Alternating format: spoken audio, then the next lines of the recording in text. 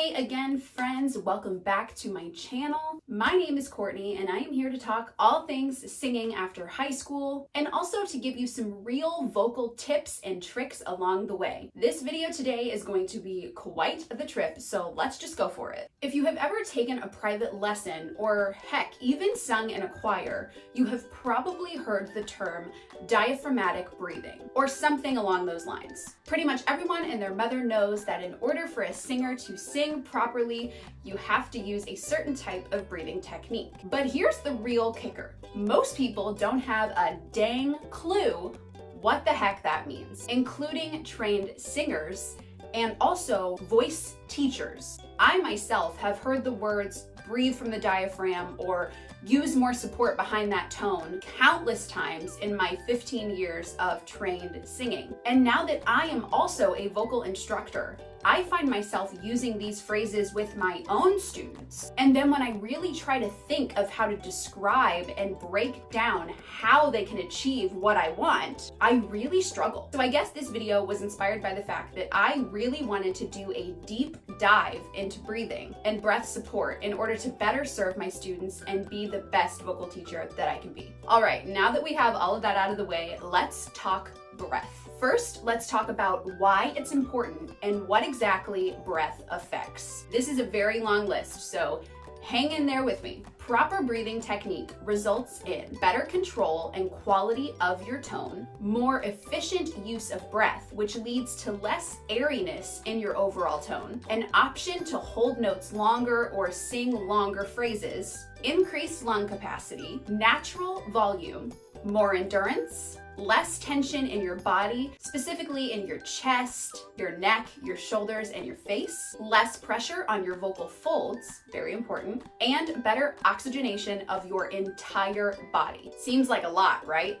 Well, that's because it is. And that is why breath support is so important for singers. When you're first taught about breathing as a singer, it's kind of foreign and it almost seems like a separate concept from the actual sound that you produce. But in fact, breathing is what enables you to create that sound in the first place. And don't get discouraged if you are still learning and mastering the technique of breathing for singing. In time, it will become almost second nature to you, but at the beginning, it's a little bit of a rocky road. So hang in there, I promise it will get better. So here is the very first thing that you must know about breathing. Breathing for singing is not the same as natural breathing. Breathing normally is typically more shallow and even because our bodies don't require as much oxygen. While singing, however, we have to inhale quickly and very deeply and exhale slow and steady.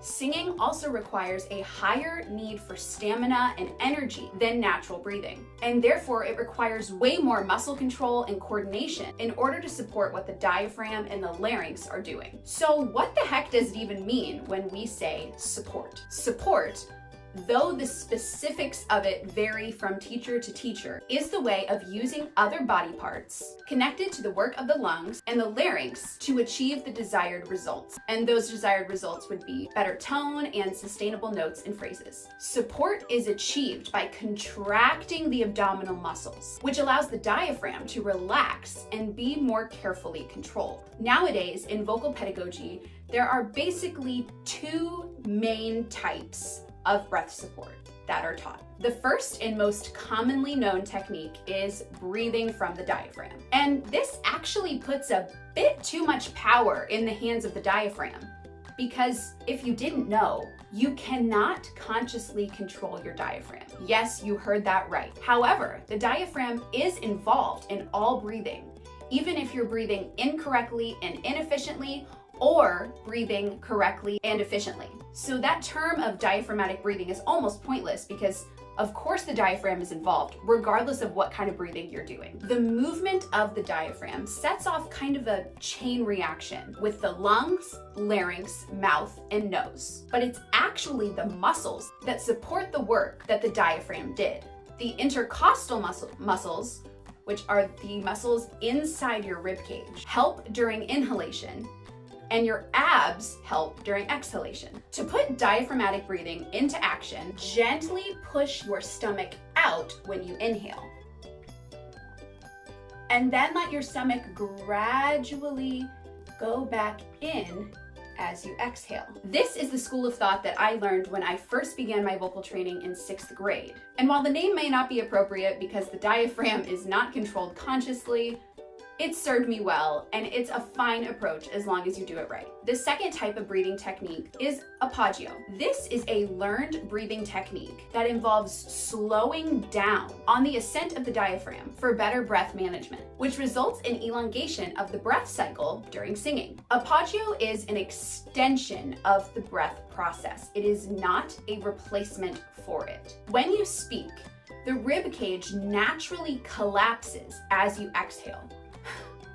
Still sinks down. So to attempt this Apagio type of breathing, the main focus is keeping that rib cage lifted and that sternum up so it doesn't collapse. To attempt this type of breathing, you must raise the sternum before you inhale. And the sternum, of course, is the breastbone right in here. You can feel it right there. Let's practice how to raise that sternum. Raise your arms above your head, and then lower them while you exhale slowly.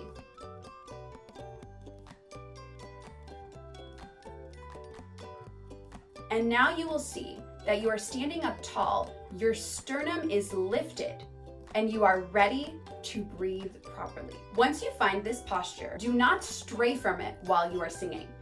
Yes, please move about as you see fit and express yourself as you want depending on what style or piece you are performing, but do not let your posture fall. Do not let your sternum or your rib cage collapse. All right, I think that's probably more than enough information for one day. I learned a lot in making this video, so I really enjoyed it, and I hope that it was helpful for you. Feel free to kind of experiment with both of these breathing techniques and see which one works best for you. That is something that I wish that I was taught when I began my training, is there is more than one type of breathing. Maybe diaphragmatic breathing that I was taught isn't the best use of my body. Maybe that doesn't fit my body best, and that's okay. I'm gonna try to explore this Apagio style and see if maybe that fits me better. But just explore these two specifically and see what you come up with, and feel free to drop your favorite type of breath technique in the comments. I do offer vocal lessons. If you are ready to hop into them, please let me know by sending a message to the email below. We will schedule a consultation and get that ball rolling. Please like this video if it helped you or you found it fun, and subscribe to my channel and hit the bell if you would like to be notified every time I post a video. I will talk to you so soon, friends. Remember to never let your ribcage collapse. Peace.